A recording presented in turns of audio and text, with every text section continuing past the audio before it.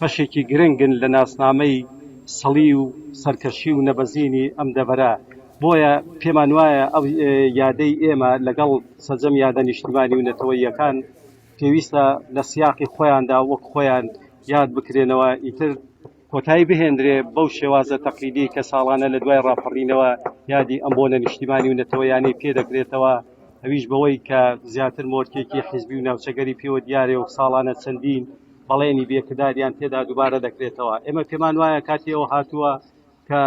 بکرێن بە بەشێک لە یادەوەری خەڵک، بکرێن بە یادی نیشتیمانی و نەتەوەیی، بکرێن بە سەرچاوەیەک بۆ هەڵێنجانی دەست و پەندی گەورەی مێژووی بۆ ئێستا و ئایندەی گەلەکەمان، ئەویش بەدانانی بەرنامەی تێر و تەسەل بۆ پێشکەوتنی کۆمەڵایەتی هەمەلایەن و بۆ ئەوەی کە ساڵانە لەو یادانەدا چەندین بەدی بناغی چەندین پرۆژەی خزمەتگوزاری بۆ خەڵکی دەڤەرەکان دابدرێ. پێمان وایە پێویستە لەو یادانەدا کۆنفرانسی زانستی لەسەر بە دۆکۆمێنتکردنی هەموو ئەو تاوانانە بکرێ کە دەرهەق بە دەڤەرە جیاجیەکانی گەلی ئێمە کراوە. خۆتان دەزانن ئەم ساڵ لە هەلومەرجێکدا ئێمە یادی کارەسات و ڕاپەڕین دەکەینەوە کە هەرێمی کوردستان و عێراق و ناوچەکە بە هەلومەرجێکی سیاسی، ئابووری، کۆمەڵایەتی، ئەمنی ئاڵۆزدا تێدەپەڕێ. بۆیە پێمان وایە ئەو هەلومەرجە ئاڵۆزە ئەوە لە سەرکردایەتی سیاسی کورد دەخوازێ کە پەلە بکات لە بڕیارێک بۆ دەرچوون لەو بازنە داخراوەی چە ماوەیەکی زۆرە بە ناویدا دەخولینەوە. پێمان وایە سەردەمی یا کاتی خۆخەریکردن و ململانەی حیزبی ناڕەوا و ڕاستیەکەی ئەو ململانەی کە هەیە پێمان وایە کاتی بەسەر چووە، کاتیەوە هاتووە کە بڕیارێک بدرێ بۆ ئەوەی ئێمە بچینە خۆناغێکی نوێترەوە بۆ ئەوەی مواکەبەی یا بتوانانی ڕوبەڕووی هەموو ئەو گۆڕانکاریانە بکەینەوە کە چاوەڕوان دەکرێت ڕوو بدات. بۆیە لە دوای ئەو بەتایبەتی لە دوای تێپەڕاندنی قانونی بودجەی عێراق، بودجەی ساڵی 2021 پێمان وایە دەواازەیە کراوەتەوە بۆ ئەوەی هەرێمی کوردستان هەنی لەو قەیرانە ئابووری کە تێی کەوتووە دەرباز بێ. بۆیە لەو هەلومەرجەدا لە کاتێکدا کە ئێستاشی لەگەڵدا بە ئێستاشەوە سیمای وێرانی و کاولکاری بە شار و دەڤەر و ڕوخساری خەڵکی دەڤەرەکەی ئێمەوە دیارە، ئێمە بە حزوری ئێوە لە بەردەم گڵکۆی دەیان و سەدان شەهیدی کارەسات و ڕاپەڕینی ئەم شار و دەڤەرە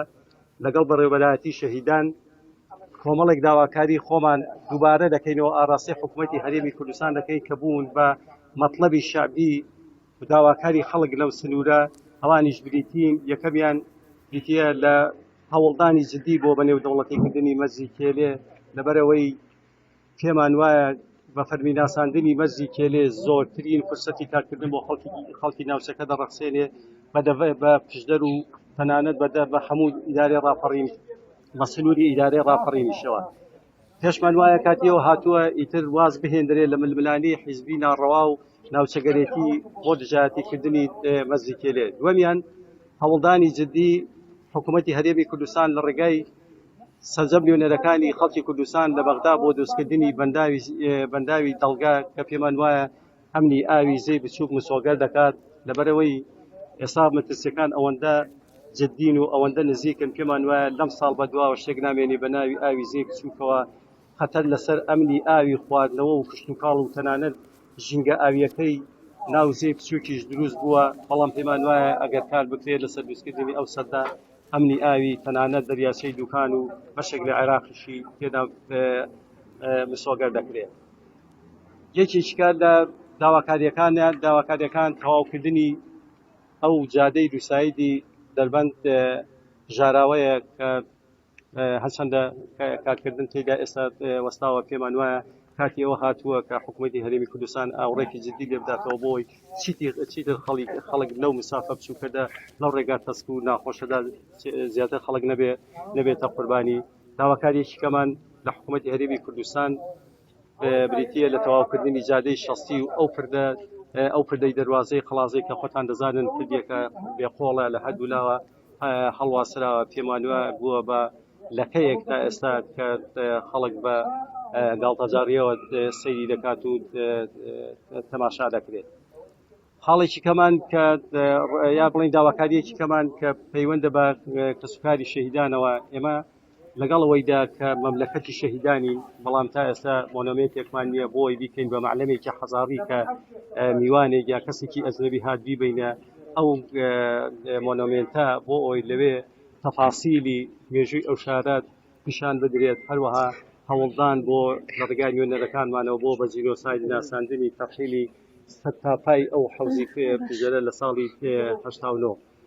ئێمە پێمان وایە ئەو داواکاریانەی ئێمە ئەوەندە داواکاری جددین هیواداری حکوومەتی هەرێمی کوردستان بە جددی ئاوەڕیان لێ بداتەوە ئەگەر نا ئێمە حکوومەت دڵنیا دەکەینەوە کە لە ئایندەی زۆر نزیکدا ئەم پژدەرە دەبێ بە مەملەکەتی پیر و بە ساڵات چوار لەبەرەوەی ئەو شەپۆلی کۆچ و ڕەوەی گەنجان کە لێرە دەستی پێ کردووە لە ئایندەدا ئەم وڵاتە دەکات بە مەملەکەتی پیر و بە ساڵات چوان کە سنوورەکەمان بێبەش دەکات ینی لەو تاقە گەورەی گەنجان لەو توانە گەورەی گەنجان کە بۆ بنیادنانی کۆمەڵگا و پێشکەوتنی کۆمەڵایەتی خۆتان دەزانن چەند زەرورە هیوادارین حکوومەتی هەرێمی کوردستان بە جددی داواکاریەکانی سنوورەکەمان لە بەرچاو بگرێ بۆ ئەوەی خەرەبووی بەشێک لەو نەهامەتی و لەو ماڵوێرانی خەڵک کاتەوە کە ڕاستەکەی دووچاری خەڵک بۆ تا ئێستاش بە ڕوخساری خەڵکەوە دیارە پێشمان وایە حەق خۆمانە خەڵکی پێشدەر حەق خۆیەتی کە وەکو قەرەبوویەک بۆ ینی کە دەستپێکی خەباتی جەماوەریشان بەشانی خەباتی پێشمەرگاندا نەفسە قەرنانی قەڵازێەوە دەستی پێ کردووە کە پێمان وایە دواتریش ینی حکوومەتی هەرێمی کوردستان یەکێکە لە دەستکەوتەکانی ئەو راپەڕینەی کە لە ساڵی 91دا کۆتایی بەدەسەڵاتی بەعسیێنا لە هەرێمی کوردستاندا چاوەڕوانی هیمەتی زۆری حکوومەتی هەرێمی کوردستان دەکەین بۆ هیواین کە لە ئایندەی نزیکدا ئەو دەواازەیەکی گەورە بۆ گۆڕانکاری بکرێتەوە بۆی سنوورەکەی ئێمەش ئاوڕی جددی لێ بدرێتەوە لە کۆتاییدا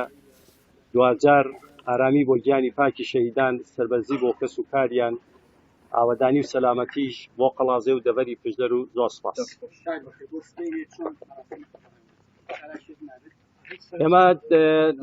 بۆ سبەی دیارە کاک برایم حەیدیم بەڕێوەبەری شەهیدان و ئێستا بەڕێوەبەری گشتی شەهیدانیش هەلێرێ ئێمە پێشتر دیارە یادەکە ئەوان زیاتر سەرپەرشتی دەکەن ئەوان ڕێوڕسمەکە بەڕێوە دەبن بەڵام